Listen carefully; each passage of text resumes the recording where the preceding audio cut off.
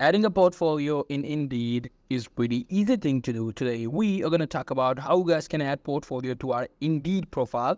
So for that we will go to the Indeed's website, of course. I'm just going to click on this link and it should take me to their home page. Now here you have to create an account if you currently don't have one. But if you have an account, you just need to log in. After logging in, you just have to click on this profile icon. And in your profile, you just have to click on this.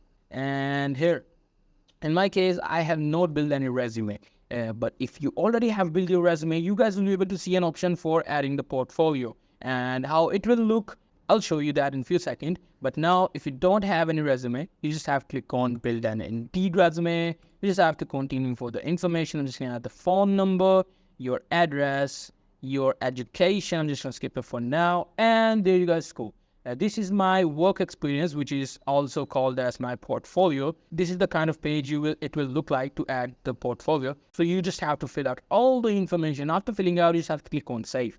What it will do is it will add the work experience or the portfolio to your profile. So that's pretty much it. That's what you guys can do. Hope you guys find this video helpful.